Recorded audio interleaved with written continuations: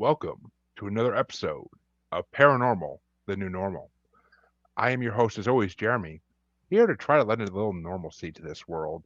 But these days it gets harder and harder, but me and my guest always try to make it happen. And my guest tonight is Ron Mills, who is an author of two books that we're going to get into talking about them in a little bit. But first things first. Ron, how you doing tonight? I'm good. I'm good. Glad to hear it. And it's a Monday, which is always hectic, but glad we can get you on one of these hectic days and just we get to talk about fun stuff for a good hour or so. Mhm. So first things first, the question I ask everybody is what got you into the paranormal, supernatural, spiritual world? Like what got you into it from the start? When I was sorry, I got a little frog. When I was a kid, I was always interested in anything I would see that came on. The In Search of with Leonard Nimoy. I used to Nimoy? love to Yeah. watch that. Yeah, Loch Ness monster, ghosts, aliens, all that stuff interests me. I remember when I was a kid, I saw they used to have movie of the weeks when he had 3 to 4 TV channels, and Yeah. they had a music. Each station had NBC, ABC, CBS. They had a movie of the week, a movie made for TV, and one time I'm looking there during the promo, the Betty and Barney Hill story captured. I Ooh. said, "Oh my God." Classic. Right, and I'm like about 10 or something. That's my mom said, let me stay up and watch it. Let me stay up. It was a school night. And she's like, no, you'll be asleep. Uh, it's up to 11, just mystified by the whole story. So, and was lucky enough when I ended up getting the show to have Catherine Mardine on there, who was Denise. I remember that show because James Earl Jones played Barney Hill. Ooh. Right. Most people don't remember that as the voice of Dark Vader, you know. Oh, Leonard Nimoy was show was definitely before my time. Like it was, Mhm. I was too young. I've seen reruns of it, but I don't think I ever caught the Barney Betty Hill one. No, this was a movie made for movie Oh, TV, but oh, I watched the yeah, show, the series all the time. So I was always trying to catch something like that, and just fascinated by UFOs and the possibility that there are other beings on other worlds. of course. And Star Trek, of course, I watched that, and I had a B-9 robot that broke from Lost in Space. Nice. Robot B-9, I love that too. So those are my favorite things. It interests me. So I mean, I just couldn't get Nice. enough of it. So I was always looking for something like that. Yeah, I was the same thing as a kid. Like for me, it was more books because I found books in my elementary school library that had Bigfoot and Loch Ness and all Mm. those classic cryptids in it, and aliens, of course, and it just fascinated me to no end. And that's what made me get into the same field as well, which two like-minded individuals, which I like. So my second question I always ask everybody is, have you had any experiences yourself where you've seen anything like what you mentioned? Yes, definitely. Um, I'm originally from Cleveland, and Nice. I I lived in East Cleveland in this building. Well, no, no, it wasn't. It was on the edge of East Cleveland, and it's this building. And the guy bought it as his first time owning a building, and he was happy to have it. But it was an old building. It had like marble floors, and he turned them into efficiencies.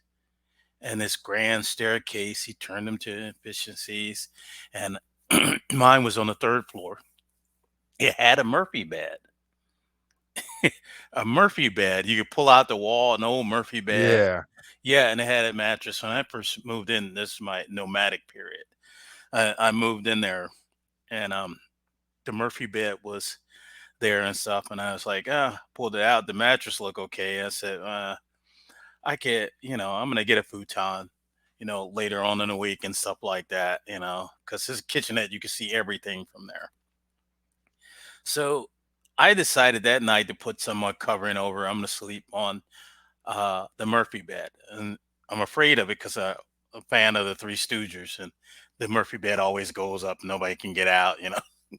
But I pull it down, I'm sleeping, and then I feel something like somebody sat on the edge of the bed, and I'm facing the opposite way, about to fall asleep, like somebody fell on the edge of the bed, and I feel weight get in the bed, and my heart is about to beat through my chest, and I say, because I'm thinking to myself, "Oh my God, somebody broke in," and they got the nerve to get in bed with me. So I'm ready to roll out, roll out and fight whatever there is in there and stuff. So whoever came in, I'm thinking, because you can see everything. You see the door. I think it's like 5 windows. You can see everything from there. And there's a little kitchenette, and there's the bathroom. That's it. So I'm literally sleeping in the living room with the Murphy bed. So I roll out ready to challenge whatever there was. And I see this weight. It looks like a body there. And I'm looking, and then the weight gets off the bed. And I'm just like, I just fell back on the floor. Just like, I think there was a ghost. But Yeah, what else could you do? right. In that same building, I would hear people walking on the marble floor like they had on hard shoes. And I was like, who is that out? And I look out the door, there's nobody. It stops. Um, but I think one of the most scary things, other than Murphy bed, that was really scary because I got a futon the next day. I said, I'll never sleep on that thing again. So the next day, um, I get the futon and everything, but I used to work this other job and I used to get in really late. So I'm laying in bed and I'm beginning to fall asleep. And I hear somebody say, Ron, in my ear. And I'm thinking, I'm falling asleep. I'm starting to dream, just relax and stuff. And I hear somebody say, Ron, and I hear feel the breath on my ear and get up and grab my ear and stuff. There's nothing there. So it was that building. I had to get out of that building. It was something weird going on there.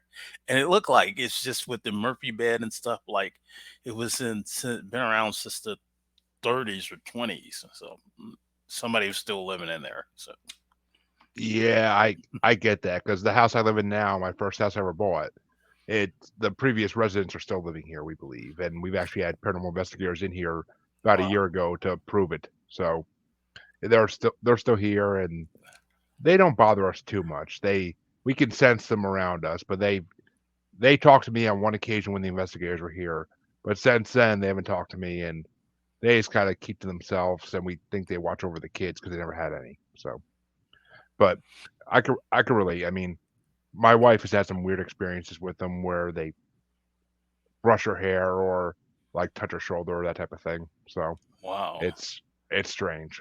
But Do you have any so animals? Because they see. yes, I've had one mastiff now for since Easter, and she, she when she first came home, like the first few months she was living here, she would start barking at nothing, like in the house, like especially looking at mirrors. She would bark at nothing. Hmm. But so I mean, she definitely senses something here, and like they stay in their cages in the basement when they're not in the house or when they're not outside. So, I mean, and they'll bark at nothing in the basement all of a sudden. I mean, it may be a mouse running through too, but a lot of times, like during the dead of winter, during like the middle of summer when there's no mice in the house because they're all outside, like Hmm. they'll start barking randomly, and it's just like we got two of them now, of course, and it's just like they bark at the most random things, and it's just nothing there, and at least that we can see, but they could probably see more than we can, of course. So it's I mean, there's definitely spirits in this house, and we don't know if it's just the two of them or if there's more. I actually plan on having someone come this month to come clean my house out because it gets to the point sometimes at night, like late at night, where it gets creepy and like My wife will come to me while I'm sitting on the couch and be like, "There's coldness all around you," and I'm just like, "I didn't feel it, but okay, it's possible, I guess." I mean, in this house, anything's possible. For Halloween, we literally bought a sign to put in our door that says "Home Sweet Haunted Home," and it's the truest decoration ever. But I believe cats like what's the movie yeah, Constantine when yep. he's like, yeah, he had to ask if his sister in the hell. He put his feet in water and said, "Give me the cat," and he said, "They have one foot in this world and one foot out the other." And I believe that with cats because we had a cat and the cat would just decide all of a sudden they had to be in the kitchen. Just got up and ran, and be like, "What's going on? What's in there?" Nothing. The cat just stopped and yeah. Uh, Oh, I mean, cats are definitely more observant of these things than dogs are, because hmm dogs are kind of not. I don't want to say stupid, but they're kind of dumb compared to cats, and they get distracted by the smallest thing possible. So I mean, but cats are definitely more observant, but dogs do see things as well. I am a high believer of that. I mean, my dog will bark her head off, and then like you take her outside, she doesn't have to go bathroom, or anything like that, and then it's just like you eventually she'll go back inside and she'll start barking again. And it's like, okay, there's definitely something in this room if she's barking in this room constantly, and she'll bark and she'll look around like she's following something. So I mean, I believe it. It's 100%. I believe it. I know there's spirits in this house. It's been proven, and I actually had one of them thank me for all the work I did to the house when I bought it. So wow. it was creepy. My when that happened, my back had chills down it, and I was sweating. And I asked the two investigators in the room, like, "Did you guys hear that?" And they're like, "Nope, we didn't hear anything." But it was just so creepy. But anyway, well, I know you're interested in aliens. Have you had any experiences seeing UFOs or anything like that? Or Only once, and it was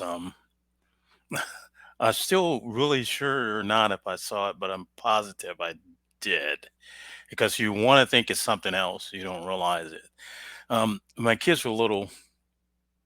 I had divorced my first wife, so I would take them out and do stuff. So it's like, okay, we can grab some Happy Meals, and I got this like these 89-cent kites. It looked like painted garbage bags over plastic, one of those, like that. And so I get them to run. You got to run to get it, to catch the wind and stuff. So I could tire them out for the of weekend. course, So yeah, so you got to run. So they had a lot of fun doing it, and other people were down. We were on Lake Erie, and other people were down flying kites. It was kind of a good day to fly kites. Wind wasn't that bad then, so other people had box kites. Their kites were really high.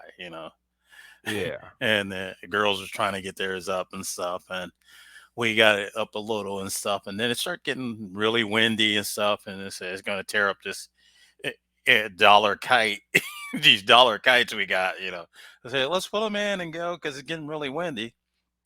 Because I saw the real good kite flyers start pulling their stuff in because it got really windy, and I was like, "Whose kite is that? It's really up there. It's like silver triangle." you know. I was like, oh, "Wow, they got that kite really up high." I said, "Did it break the tether?" And so I'm looking at it, and then it slowly starts moving across the lake and going a little faster. And it doesn't do like a kite. If you had one of the triangle ones flip around, it was just still flat. You could see the bottom of silver. And I was like, I think that's a UFO. And it took off. I think that's a UFO. And it shot through the clouds. I'm like, that's not a kite. Kite wouldn't be able to go that high. I'm thinking.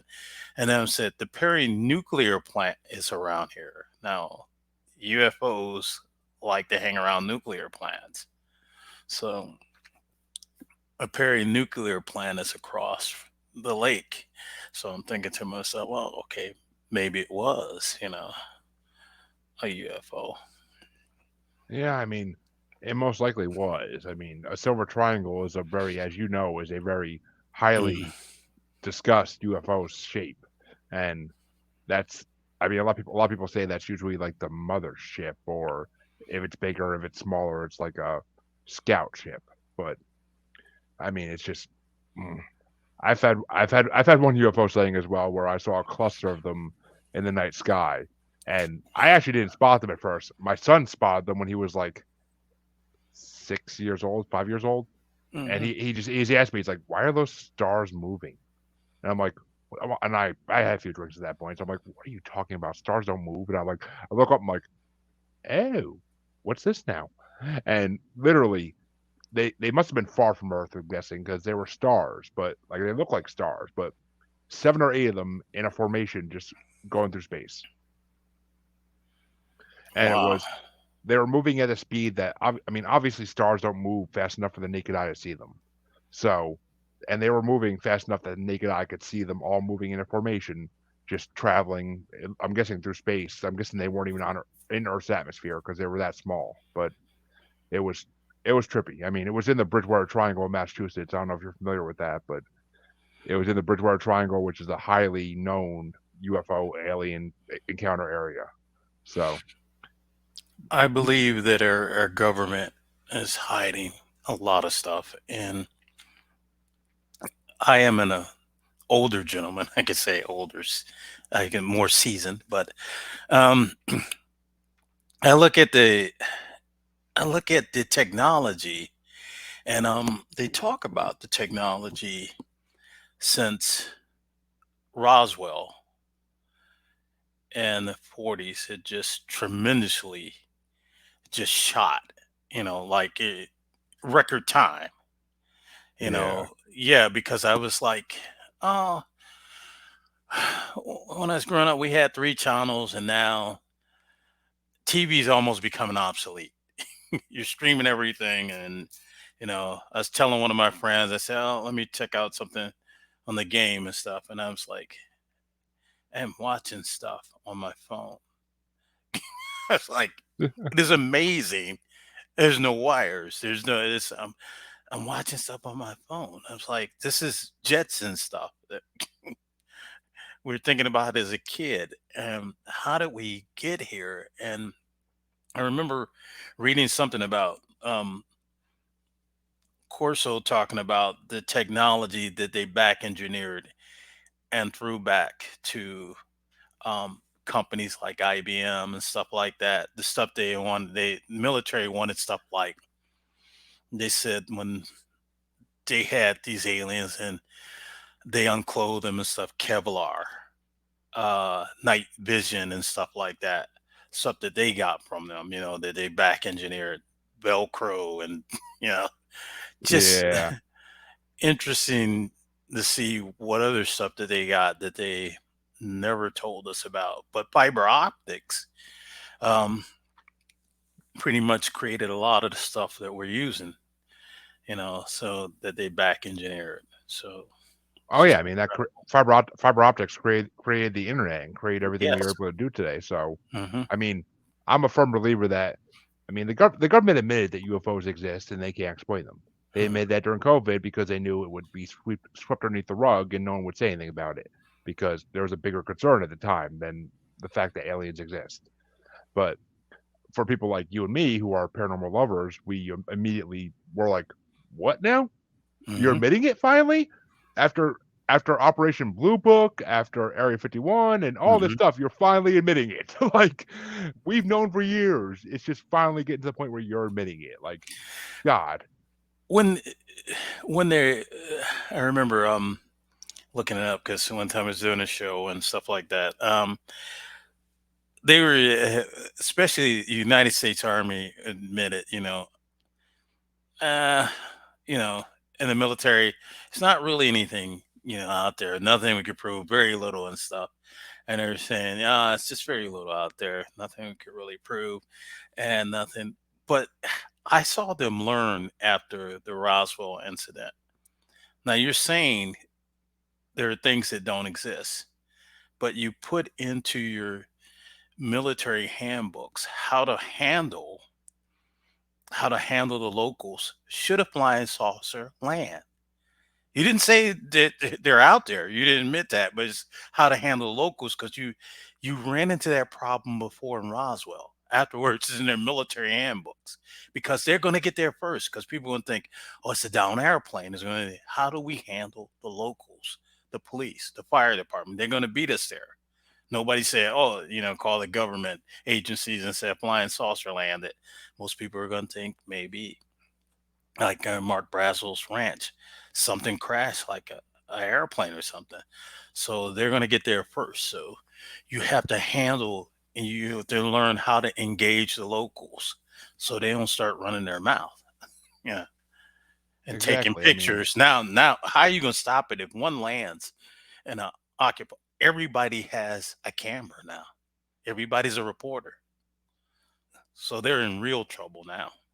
but yet these cameras seem to always take blurry pictures, Yes. and that's because the extraterrestrials have a ability to blur pictures taken by devices. Because if you think they didn't help develop these devices to some degree, you are out of your mind. So, I mean, I mean, I truly believe the government has been taking tech. One of my favorite book series when I was a kid was the first book in it was called My Teacher is an Alien. And like, it basically was a story of how a student finds out that his teacher in middle school was an alien by looking through his house window because he thought something was off about him. And he Hmm. sees him take off his skin mask and he's really like a reptilian basically. And eventually develops in the books that like Einstein was an alien, and like all the greatest inventors in like the 20th century were aliens, and that they helped us create everything. Which I love this book series. I wish I could find it for my kid so he can read it. I gotta look into it more, but it was just a good book series, and it kind of like fueled my fire for paranormal and alien activity when I was a kid because it just and it's kind of true, I think, because it's everything we think is. I mean, I don't know if Einstein was an alien. It's possible, I guess, but I doubt it, kind of. But I mean, it could be a very true theory that a lot of stuff we were able to develop over the last 50, 60 years at least were stuff we learned about from down UFOs and from, I mean, Hmm. aliens have had contact with our government before. We have proof of that. Exactly. The Valiant Thor Yeah. incident with, I believe it was Eisenhower, where an alien actually stayed in the Pentagon slash White House Hmm. for weeks trying to talk them out of using nuclear arms. They were living inside of Venus, and they said they were living inside Venus, the planet Venus. I believe so, yeah. Yeah. I Which is, forgot who is it that said our moon, and we're about to have a eclipse. That the moon is almost like a Death Star type of thing. I, I forget who said it, but all I know is that people get the people that the people that the astronauts that came back from the first trip to the moon, Hmm. they all look pretty terrified in the conference afterwards. So, I mean, that right there should tell you something. And then I think I think somebody caught them like in back then you you had signals, but people on ham radios can catch a lot of stuff, Yeah, and a lot of stuff would slip out because we don't have the technology now to boost everything around and spread it around and stuff. But when I did one thing, and somebody was how terrified that the astronauts were, and they kind of caught them on. They said they're lined up on the crater. They're lined up talking about their flying saucers lined up in the crater. And they said, "We know about that. Go the other way."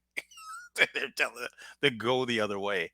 And we essentially went to the moon in a 76 Chevy Nova with there's more computer technology in our phones than they had then. And we've not been back since. I believe we were told not to come back. I believe. I I'm a firm believer in that as well because Mm, I mean they say like that part of the footage where it went static, like mhm, it didn't go static. That was the government that was the government just blocking out like mhm. what they didn't want you to see because there was a delay between what NASA saw and what they actually was happening in real time. So, I mean, I mean, what between what NASA let the public see and what was Right. happening in real time. So, I mean, I to me, it's 100% that there's definitely some kind of species that has a base in the moon, Mhm. and I mean, the moon's always been there. It controls a lot of stuff on Earth. I think that a species just they developed a base there. Who knows how long ago? It could have been during ancient times on Earth, and they just decided that like when we finally went to the moon, they just literally told them like you can't come back here. Huh. Like send your probes, send your droids, whatever. You can't come back here as humans because eventually it's going to lead to us being discovered, and we don't want that.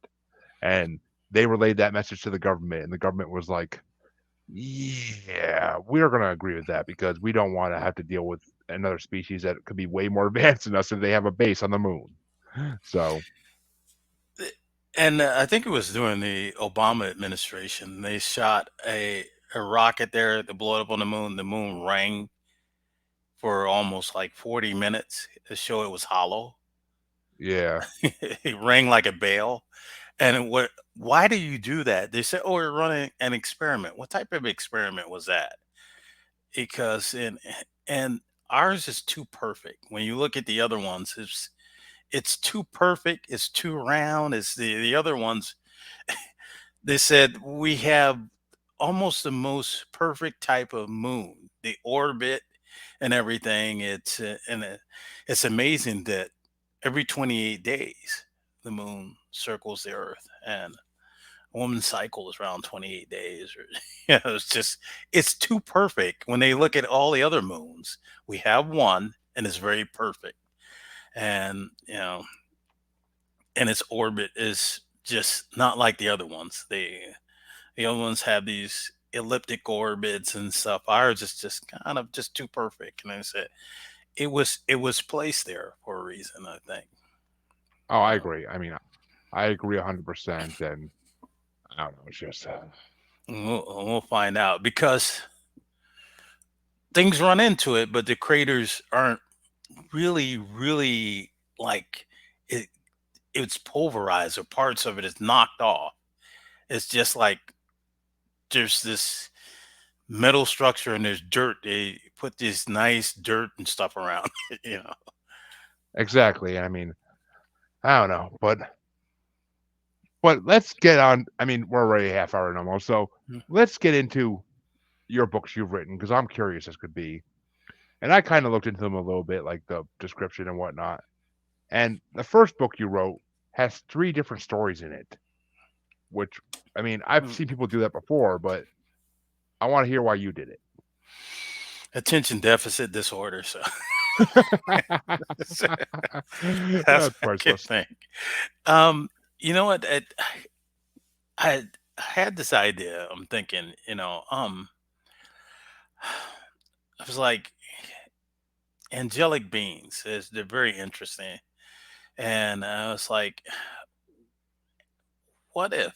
And even before the pandemic in 2004, about 2003, I wrote healers. I say, okay, biblically they say, people could lay hands on you in those days and heal you of any diseases. And there's still people that can do it today. And I said, if they were, what? I said, what would they be doing? Because they wouldn't really, if they're smart enough, they'd hide. The fraudsters are out there because, like I said, I was working a late job, so came in late. Wanted to fall asleep in front of some TV, and that's when I was still at the haunted, what you call it. So I wanted to fall asleep in front of the TV, and there was this minister on there, and he was claiming that he could lay hands on the heel, and I was like, oh, this guy's such a fraud. And he had this big basket of we call healing prayer cloths. If you send him $5, he's gonna mail you back one of those cloths, like strips of cloth. And he put his hands in them, and he started saying, speaking in tongue and everything. I was like, oh my god, this is so people are gonna buy this $5, But his hands said these words like you're speaking in tongues, and send me $5, I'll send you this prayer cloth and stuff. Keep it in your pocket, your wallet. And I said, if people had the power to do this, they would not be like him. No, they And wouldn't. and who would the power be given to? And so I had a set of three that came in my mind who it was. And the first book is titled The Gangster and the Gift. And I said, what if somebody, a kid that just joined 17-year-old kid that just joined a street gang acquired the power to instantaneously heal. And how would it change his life? And I said, because, I think these gifts would come to unusual people, just not the people we think it was, like that minister. I wouldn't think it would come to those type of people. It would come to somebody who's like, how the hell did this happen to me? And trying to figure out Those how in to use it. it would come to those in need. It wouldn't come Yes. to what typically we see on TV and what we Yes. see about on the internet nowadays, like a rich white man who just all of a sudden, like, yeah, he gets powers he doesn't even really need because he has everything he wants already. Hmm. So it would come to those in need, I think. So I was like, how would it change this kid's life? And what would he do with the power? And so then I had another, and it's a story in a story. It's really being told by this guy who runs into his friend. He runs into his friend. His friend was dying of cancer, and all of a sudden he's well. And he said, "Oh," he meets him at McDonald's. Said, "Well, I'm going to tell you three stories here, and tell him the three stories and how eventually you end up being how he was healed." So a guy named Richard Scott tells him the three stories. So the gangster and the gift is the first one, given away. And then the second one is called Good Intentions. That what's that phrase? The road to hell is paved with good intentions. Because Yeah. it said, yeah, what if it was given to a minister who was good and honest with a small congregation of church and stuff, very small church, not a mega church, and he has an older congregation and his whole thing and his backstory. He's had a miracle, but it doesn't change him for the better. Doesn't put him on a collision course because each time in the story there's an angel presenting you with this gift. And then the gangster in the gift, the angel was 7 feet and a half, muscular, black coat over, and stuff. So the angels are different in each story.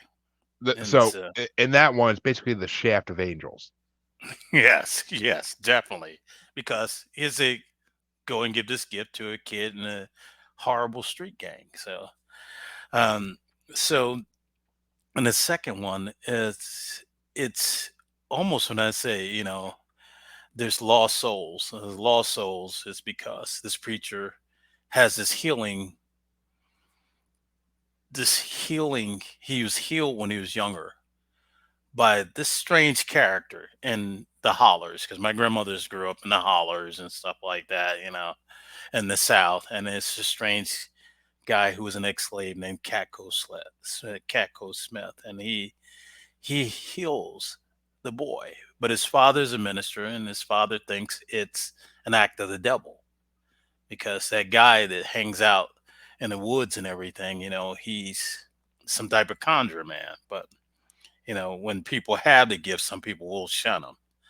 So, and he has always wanted that gift, and it does not change him for the better. And the third story is called "Only Women Bleed," and this is a mother who is has two small children in an abusive marriage, and she acquires the power to heal. And uh, I call it "Only Women Bleed" because there's an old song by Alice Cooper. Which, Alice Cooper, I yeah, like that. "Only Women Bleed." Yeah, very interesting story. But yeah, and that's given to this mother who's literally getting beat up daily by her husband, and how she uses it and how it changes her life. And essentially, I had these three different characters, and I wonder how and what they would do with it. And that was the thought, because and sort of reissued it strangely enough before COVID hit. Okay. Right. And where angels come in this in the second one, it was an interesting character who is the angel of disease and pestilence, and he, um, it, angels are interesting because in the Abrahamic religions, they depict angels as celestial intermediaries between God and humanity. Uh, Yes. they're protectors and guides for humans and servants of God. As they have a hierarchy, and it varies depending on the source. So depends on who you go for the source. But I, there's pictures of them wings and everything because in that book I said they fly between heaven and earth, and but it's it's this interesting dichotomy between them, and you create this being that is very strong, who says going to be a servant to man, and you give it you give the being, just like we have free will, you gave this being free will. Because if we understand and we read and stuff, there was this there was this war in heaven, Yeah. essentially. Right. The great falling of the morning star. Yeah. Right. Lucifer did not want to serve men. And I said one of my favorite movies, Prophecy, with Christopher Walken in it. Can't say I've seen it, but Yeah. I have read not Dante's Inferno. My God, I always forget the name of this book. But basically, it's the story of Lucifer falling from Lucifer's perspective. I forget what it's called. I always do, but God, it'll come to me. It always comes to me eventually. Y- But Yeah, and Prophecy, he calls men monkeys. yes, And yeah, God loves you more than us, and it's like, and he's kind of pissed about it and looking for this great evil, and there were rules and stuff, and he comes down and he gets people that are about to die to do his bidding, and he said, no, no, no, no, no, no, no, people are committing suicide, no, no. It brings them back and stuff, and he makes them drive the car and stuff, and they say, why don't you do it yourself? And Christopher Walken, this voice said, there are rules. uh, we could do things, but no operating mechanical stuff, by bad Christopher Walken. And I gotta watch that movie. 'Cause I love Christopher Walken. I gotta watch yeah, it. you have to see it. It spawned another. It was really good, and and he's pretty mad because, and the, the guy is trying to stop him is a guy who was going to become a priest, but he lost his belief. He lost his religion, so he became a cop. And so he's trying to find it. They think he's looking for a killer, but it's this angel who is Gabriel, and he's starting stuff, and and Oh, he okay. wants to know why God is chosen the man over him. And there's a classic scene where he's like, he's beating up on the cop, and he was telling him, he said, why don't you, because he was the ex priest, he was going to be a priest that didn't take the oath, and he was told him, he said, why don't you ask God? It said why he did it. The answers, ask God. And Christopher Walken in his voice, I would, but he doesn't talk to me anymore. Why is it? But it's always this classic thing where angels are, you're showing that they do have the will. And I wanted to show that too with the character I put in the second story, Amziel, and he's angry because he didn't join in the war. When he didn't join in the war, he once said he wanted to wait to see who won. And Yeah, and so I he mean, wasn't allowed in hell, he wasn't allowed in heaven. So he's like, and it's weird that before the COVID, it's like he said whenever he had the stench of millions of diseases on him, and he was hunched over, he was no longer beautiful, his wings were no longer white, and they're moldy, and when they drop, and uh, a new uncurable disease would come. When he'd mold it, Yeah. and he said I couldn't. And for years, he's been searching for. He tried. He said years he looked for him, the Christ. He said because he's the only one that can heal him. He said now he's looking for the second coming. So, but he is the angel, the interesting anti character that I throw in there. So, but watching all of these movies about angels and studying the angels and stuff, because I look, the jobs of them are messengers too. Yeah. Yeah, they had to tell the birth of Christ, um, and the Christmas story. You know, Gabriel appears and Mary tells her that she's going to be the mother of Jesus, and you bring information. They're enforcers, and that's the usual thing. There's just ancient pictures with them with swords and everything, and the Yeah, power because of it. Yeah, yeah. it's funny because in the book I was thinking of is Paradise Lost. Mhm. That it's a story of Lucifer falling, but from his story, it's kind of like the thing I always relate it to is like the story of Three Little Pigs, but from the big bad wolf's perspective. Mhm. So it's kind of like that, but in that story, like there's a lot of sword fights between the angels, Mhm. and of course there's the big war, of course. But Yeah, you had what uh one angel killed 185,000 Assyrian soldiers, according to the book of Isaiah. Just one angel hmm sat up there that night, killed them in one night. So you know, it of course in Egypt, the Passover, the angel of death, the Easter story. You yep, know, every first Egyptian born, that's the angel of death. Yeah, they put a mark on their door and stuff, the angel of death. And my in my story, Amziel is even jealous of the angel of death. He's like, you have a purpose, take people out of their misery. Me, I'm just I give them the most horrible diseases. They live in pain, live through them. So Sodom and Gomorrah, two angels wiped towns out, literally. So yeah, they have this great power and they have will. But beyond the Bible, if you go to the Apocryphers, the Book of Enoch, and it's like yeah, the Watchers had a will to say they were like in the hierarchy a little lower. So God tells them, go down there and I want you to teach men certain things, the seasons, when to plant, when to do certain things and stuff, so the earth was young. Yeah, they decided to.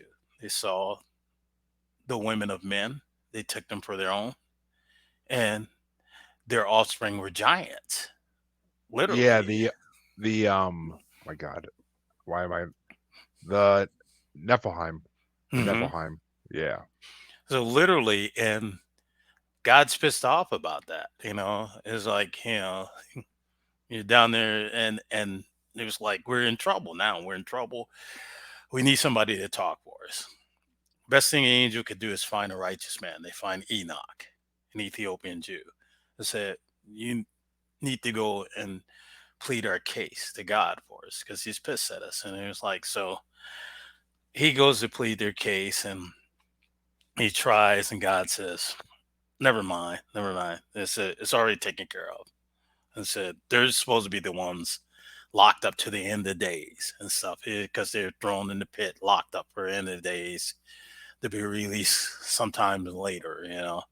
And but the, Enoch, what about the giants? They're not only eating the fat of the lion, they're eating men. And they're eating men too. And these huge giants are roaming around. And I noticed that ministers will say they won't read other they won't read other texts because those are the ones that were taken out of the Bible and said they're the apocryphals. They're not really with the Bible. They took them out, but Constantine was deciding what went in the Council of Nicaea decided really what goes in the Bible and what does not. So, and they didn't like the fact that angels have free will. So, but it explains the story when I was a kid and I'm going to church. And disclaimer: I no longer go to church, but so, so I'm a kid at mass, and the minister is like, "Yeah, David and Goliath." He said there were giants in those days. I'm like, really? And me, the paranormal thing. Where'd they come from? Where giants were around? Are they still around? And he was like, he said, yeah. Where'd they come from? He said they were just here. So when I get older, I read and stuff what happened and stuff because that book is linked directly to the Bible.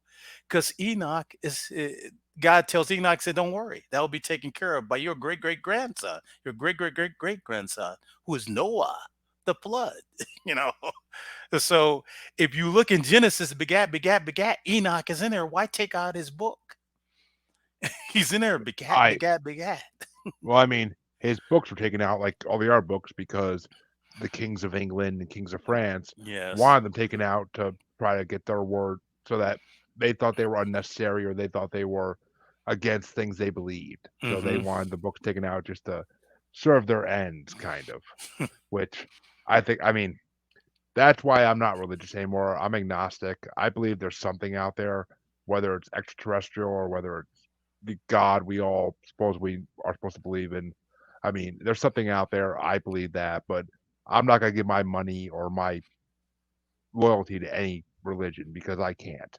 They all have their own lies and they all have done falsehoods throughout history. So to me, that's just the way it is. Like I can't believe in any one religion. Like I have to just kind of believe in myself and the fact that there's something out there and I want to believe, but until I see the proof, I can't believe I personally. believe, I I think I've seen the proof in it just from things that are around the planet. I can't believe it's evolution. And so I can't say, and I think religion is man-made. I remember I had a show. I had a Howard Storm on there. The book, My Descent into Hell. He didn't believe in anything with the hell and stuff, and came back as a minister in Ohio and talked about being tortured and everything. And so he didn't believe in anything, but he essentially he gets to talk to Jesus and ask Jesus. One of the questions is, what's the best religion? Because Jesus saves him from hell. And he said, whatever brings you closer to God. So I believe religions are man-made because I can't believe that the Muslims are going to hell. I can't believe Jehovah's Witnesses are going to hell. I can't believe the Hindus are going to. I can't believe that. I believe it's like a group. We said, oh, we believe in close to the same thing, so we could believe this together and sit down and, I think there's just a group and stuff. But I, you know, it's just we're on this rock See, that that just made me is. laugh so hard because it reminds me of the South Park episode where they talk to God in 2000 during 2000 when Mm. God comes back 2000 years later, and they ask him who's going to hell, and he's like the Mormons.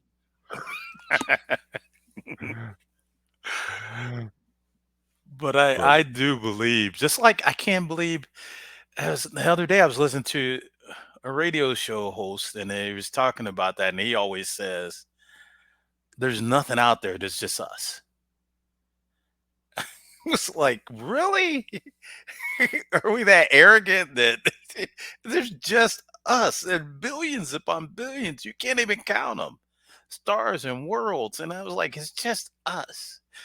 I was like, I was telling somebody that I said, it's the equivalent. I said, whoever it is that made things is smart enough to know that we won't get along probably. We're technically we're definitely the same species, but through the only part of evolution is where we moved and stuff to change our color and hair and features. And I was like, so we are. I said, but of all the insects, they're probably one of the ones that's the hugest ants. And it's like light years away from different species of ants. There's some in the tropics. And it's like if that was like a planetary system, they would be light years away. I believe they said they don't get along and they're all together, so they gonna get along. I hope that one day to see the Star Trek thing where they said once they find out that we're not alone in space, then we all get along on the planet Earth because we're like we become a nation on the planet Earth because there's a lot more out there now. We better get Exactly. along. I mean, that's when the planet Earth will finally all get along, is when Mhm, they have a common enemy to go against, which will be an extraterrestrial species who wants to destroy us. So that's my full belief too, is that that's when human beings will all get along, no matter what race or creed or religion they are. mhm. Uh, and then it might be like in humanoid. I always had wondered. I was like, when I watched Star Trek as a kid, I was like, okay, this is Vulcans. How they get there? Until I saw the Next Generation, the movie with Yeah. Zephyr Cochrane and Yep. the Vulcans. It really the Borg went back in time to stop Zephyr Cochrane because it was after the nuclear wars. He was making a rocket, and he was really making a rocket. And they had this great thing, this great man, but he wasn't. He was drinking. He, you know, listening to old rock music and stuff. He was a mess. But they said we got to help him get this rocket, back in. So the Borg wanted to stop him from going there. They said because once he shoots this rocket and it shoots in space and it does this orbit and comes back down, who's going to see it? The Vulcans are passing by. And they said, just somebody went into warp. So they're a little smarter on this planet than we think. This is the first time somebody went into warp speed. So the Vulcans come down and talk to them and stuff. And that's what started the whole thing. The Vulcans started technology and stuff. But, you know, it's like we think this man has always been this great, great man. It's not who you think. And I remember they told him things, about himself. He was a drunkard and stuff. And I remember Riker quoted something. He said, "Who the hell said something dumb like that?" He said, "You," you know. And I remember he was afraid. He was like, and Jody LaForge kept looking at him. He said, "It's just you." And he said, "What?" He said, I went to." He said, "I went to Zephyr Cochrane High School." And he's talking about there's a statue of you standing with your hand out reaching the space. He was like, I'm not that guy. So, but he was just an ordinary guy that did something. But I said once the Vulcans came down, they had this whole different world. They decided to change their aim.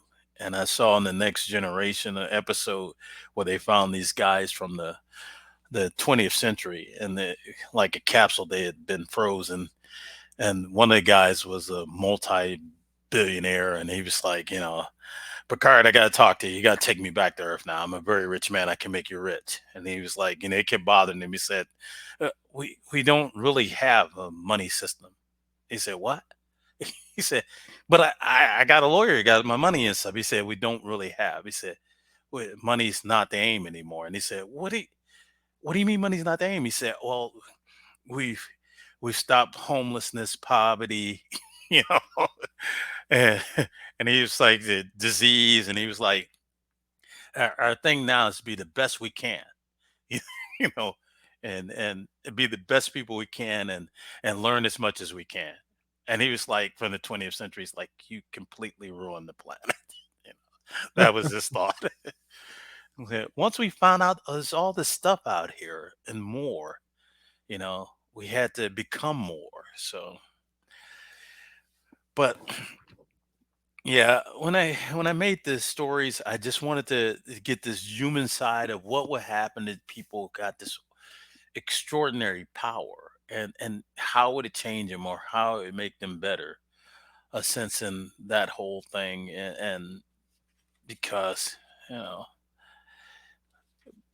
there's a great responsibility with power. I'm going to take Stan Lee's stuff with Spider with great Man, but yeah, with with great power comes great responsibility. One of the truest yeah, statements that should be followed at any times. But right. well, we're getting close to the end here, so people can read that book if they want to hear about the third story, which they should read it because I actually am going to be looking to get it myself because that sounds interesting as could be. Mhm.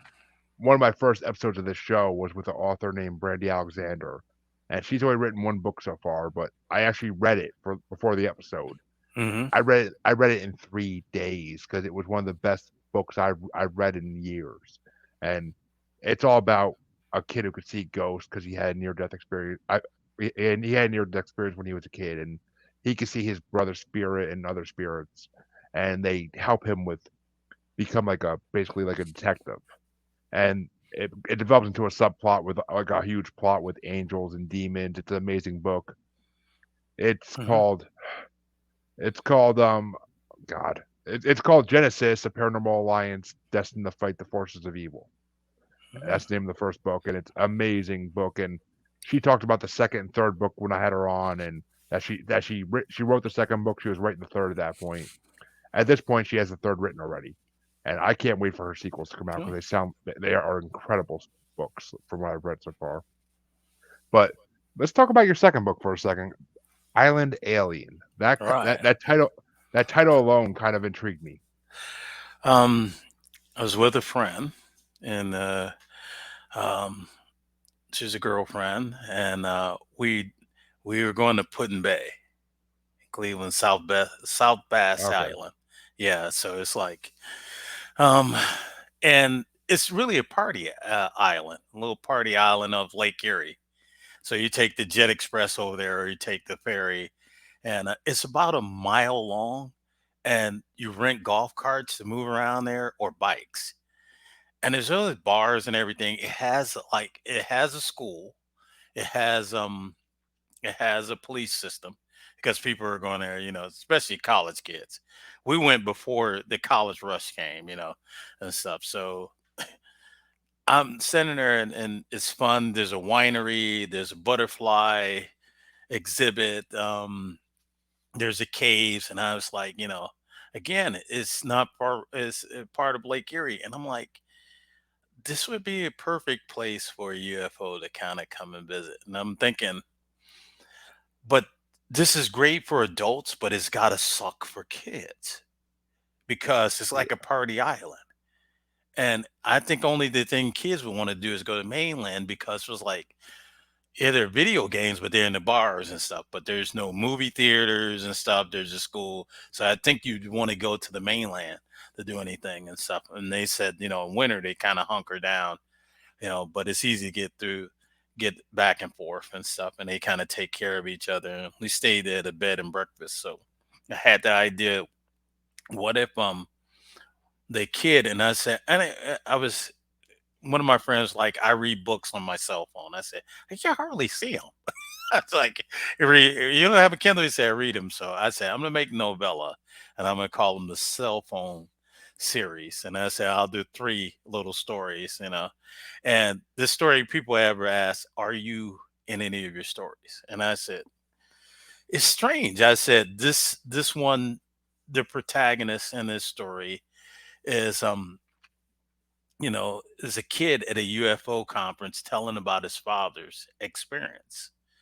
His Yeah. father, and his father had a show, a paranormal show, about UFOs and everything. And he had a show because his encounter with a UFO, when he had this encounter with somebody, a UFO and an alien, and there's also men in black. They appear on the Yeah. aisle and everything too, and and this unusual alien in a human form, and they kind of form a little bond briefly, and he leaves, and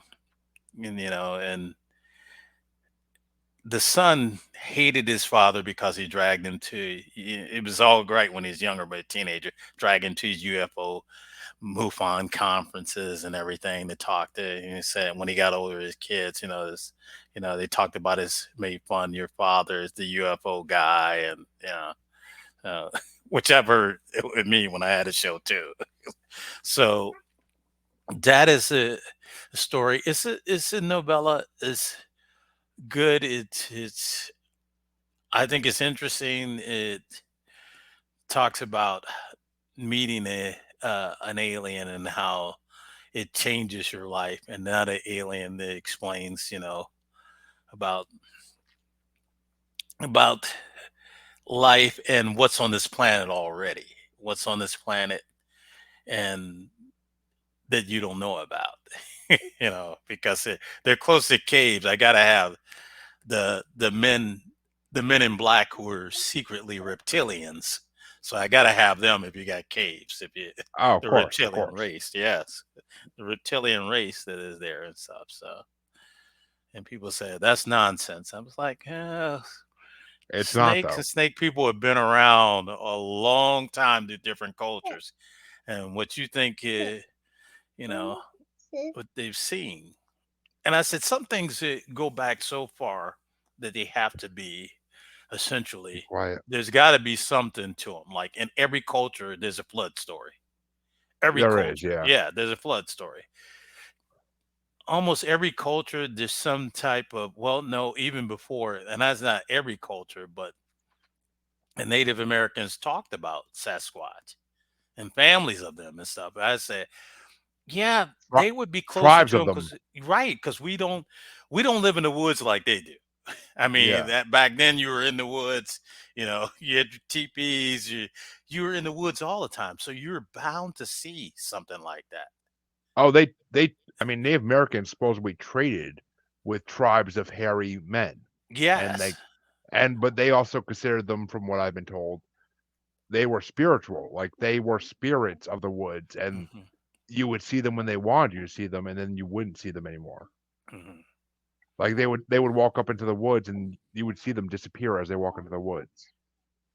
So, I mean, I've if heard that they that's might be guardians of the planet. exactly, they're guardians of they're guardians of the nature. I mean, Yes. they and they show up in nature if you're in the woods, and they think you're up to no good. I've heard that theory, and I kind of can see the sense of it. But I kind of think they're more of like a blood and skin type creature than Hmm. like that. Because I've heard plenty of people tell me that they're. I mean, but I've also heard theories that they're that they're interdimensional, that they're called ultra terrestrials because of that. Hmm. So, or that they're extraterrestrials as well. Like, there's so many theories about Bigfoot that I can't even.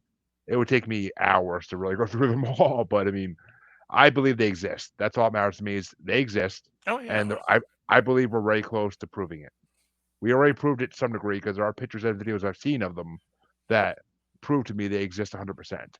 But until everybody believes it, and we have the undeniable proof of it, no, it's not going to be a worldwide belief until there's a undeniable proof that they exist. And I think they're smarter than we realize. Oh, They're there. smart enough to stay away from us. Definitely smart enough to stay away from us. I Um, believe they're smarter than humans. def- They're more primal, but they're smarter than mhm. humans. Yeah, and just a lot, and for people that you know just dismiss stuff because they don't really know, or they don't want to believe. So let's find out. It's a good possibility.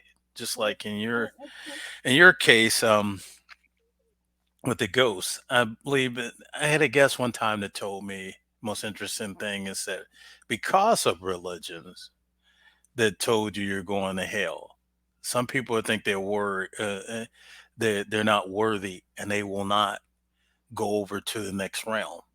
They're afraid because there's going to be retribution, and it's retribution in the next realm. I'm not going to pass over, because all these cultures are talking about heaven, Valhalla. You're passing over to whatever next realm there is, Yeah, because energy doesn't die. But you're afraid to go because you heard these stories that you're going to go to hell and stuff. So you're afraid.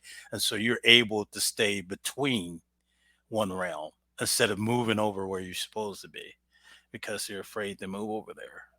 exactly. And I mean, that's the reason a lot of spirits are stuck on Earth. I believe Right. is because they're afraid of what's next. So Hmm. most psychics and mediums I've talked to say that what's next is basically a waiting room for you to be reincarnated and brought back. Hmm.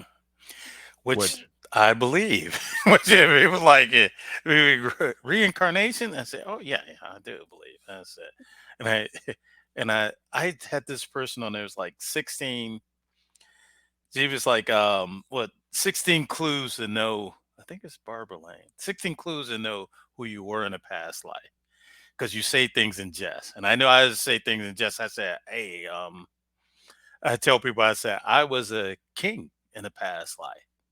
I Yeah, said, but I didn't know how to get along with the masses and and do right. And I said, there's a coup d'etat, and I end up in this life, and I'm a social worker in this life. So, I'm a social exactly. worker, right? I I mean the old homage of like I was a Nubian prince in a past life, but yeah, or Right. I was King Arthur in my past life, but Uh, I didn't get along with the Knights of the Round Table, and now right. I'm back here serving Uh, as a waiter. I had to learn that. Yes, I had to learn that. I didn't. If I was a good king, I could have moved on to the next with whatever else I'm supposed to learn. As I say, Earth is a learning ground. You agree to come here, and it sits right with me. And I grew up in a household that was religious and Christian. But I said, and they definitely you don't get another chance. You just go and sit there with Jesus. And I said, I believe that we're sent here to learn. I learn and grow and evolve spiritually. So, and I can't believe that Johnny can in me, and that's it. And I said, well, I look at people now and I said, I think people, they do have a clock of how long they're supposed to be here. And if you go over it, there might be trouble. And said, look at all the famous people when their time is up for them to be historically great. What did James Dean said? Live hard, die young, leave a good looking corpse. And I, I kind of believe, and I said, I told somebody one time, I said, Michael Jackson maybe stayed a little late. I said he had to go. I said because we didn't want to see old Michael Jackson. It's like we didn't see old Elvis. Oh, I Yeah, we mean, want to see that when they chose the stamp, they chose the young Elvis. And I said for us to go, and some people know when their time is up, and it's shown. I said there's it the famous story of Lincoln when Lincoln yep, had the dream. He had the dream, yeah. Who's dead? And they look at it and say, "Oh, the president's dead, and he's in the coffin."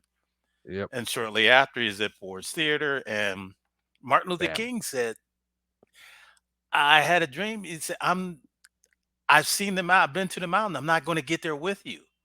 Many times they tried to kill him. He did. My time's up now. They're gonna get lucky. And how many times they missed? It was like he knew his time was up. I'm not yep. going to see it with you.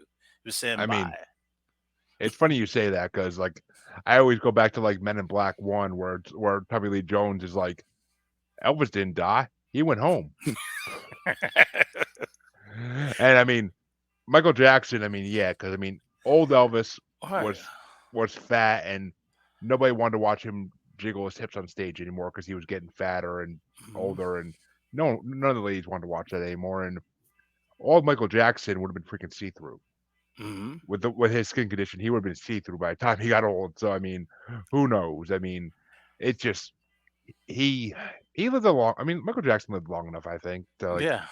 he was a star for 30 plus years at least. So I mean, he things are meant to happen when they happen. It's fate. I'm a huge believer in fate and karma and all that. So you're the date you're meant to die is written before you are born. Hmm. You just don't know it. Do, do you call yourself in when your mission is done? And your mission is done. Do you call yourself in? And as that's a question to know for the other side. Is like, I completed my mission. It's time for me to go. Am I one of those people that are, am I gonna die old, or is better that I completed my mission and I exit right away? And maybe you get to choose that. You get to choose it. So Yeah, maybe I when mean they leave it's that good looking corpse, you know. So a young corpse, so people can remember that, you know. But you- I think like you choose it and you decide your parents what's the best thing for you to complete your mission. And I believe sometimes you forget what it is because you have free will, like the angels and everything. Forget, go completely off script, and you might get called back, start over. You didn't learn what you're supposed to learn, and here you go and stuff. I did people that near death experience. I had one on a show, and they they said that essentially you come down, you have to learn, and you know, and they went when they had the near death experience. They said that I'm up here, I'm happy, and they're talking about how happy they were and stuff like this, and they're around these. They said that didn't judge them, but let them see their life and let them judge their life. That view of your life. And she was like, I'm not going back there ever and stuff. And they kind of said, she says that every time, you know, Yeah, I mean, I've right. had I've had I've had a few people on the show who've had NDEs, near death experiences, and from what they tell me, most of them were at they talked to someone or something when they were at that door, and it usually asked them, "Are you ready to come home, my child, or do you want to go back and finish what you started?" And both the people I had on my show that I could think of that had NDEs, they both said, "I want to go back and finish where I started. I could do better." And they were give. It took days of convincing the other thing, but eventually they were able to come back, No, and they were usually in comas for that time. we, and as usual, there's something that changes you about being the other side. People talk about coming back with gifts, you know. Well, neither of these people had gifts when they came back. They just one became a life coach who's very successful now, and he has many clients. And Kellen Fluckinger, he has a very unique name. And there's only two, as he says, there's only two people in the world with his name, and he's a very successful life coach now, and he's helped thousands of people better their lives. Which I guess you can call that a gift, Maybe but that's a not like gift. that's not like I wouldn't say it's a traditional gift like you expect to come back with. And the other one is someone who is disabled, like she has a disability, but she was able to come back and spread her message, and that was her gift. So I mean, they come back with gifts, I would say, but just not like the magical power gifts you think they come back like people think Mhm. they come back with. I think, and when you said that she was disabled, I believe that when I say you come to learn something or something, there's some mission you have. I mean, Helen Keller, I think Yes, she decided to come down like that because you're going to teach, you know, a you're gonna different change way the to look world. at these people. Yeah, how to help them. So she said, I'm going to come in the world like that. And that's, because that's part of my mission. Yeah. It was, it, this time, if I was born to rich people with unlimited resources, I'd be a lazy son of it. So it's like, so it's just like, for my mission, I had to be. My first job was in a housing project I grew up in. That was my first job, so it's part of my mission, I guess. So, Well, I hate to wrap it up wrong because I've been having a great time for an hour and 13 minutes at this point having a conversation with you, and mhm. I definitely want to have you back on at some point because there's so much more we could talk about that I would love to hear your opinions on. Yeah, So I definitely am going to try to schedule another date with you to do a part two. But I do have to wrap it up because I got kids. I gotta get to bed, okay, and I my see. wife is yeah, as you saw, my co-host here. But my wife is probably losing it out there trying to control Right. these kids. Well, But just tell your listeners it's called Healers: Three Tales of Miracles, Angels, and Lost Souls. Is by Ron Mills. Or if you, and right now it's really on sale at that big place where everybody orders stuff from. It's like half price right now. And if you got a Kindle and you want to spend like a buck 99 cents, Island Alien is a really good novella. and they can find that on I believe Amazon, that's Amazon, yes. right? Both of them you can And find on Amazon. And can they find your paranormal show? Are there No, archives of it somewhere? it's off. That was it. That was it was 5 year run. It was off and stuff. And There's no archives of it that people can listen to it anywhere? no, I don't know what they did with it on Talktainment Radio, but I remember my tagline was always "Doubt if you dare, but believe if you have the courage." So I like that. I like that, uh, and you should look into that, though. You should look into, being able to release the episodes out somewhere. I mean, there's a podcast idea there where you can release all the old episodes. I asked them because it's like those people were hard to get, and it was just like it had like interesting people, but it fed my curiosity. I'm still looking at stuff, and but Oh, it really fed my curiosity. trust I me, need to know. I have so many people that wanna be guests on my show that I have a hard time getting them all on and, like, keeping track of them. Like, Mhm. it gets so the paranormal field is so large and huge that it's It just is. It is.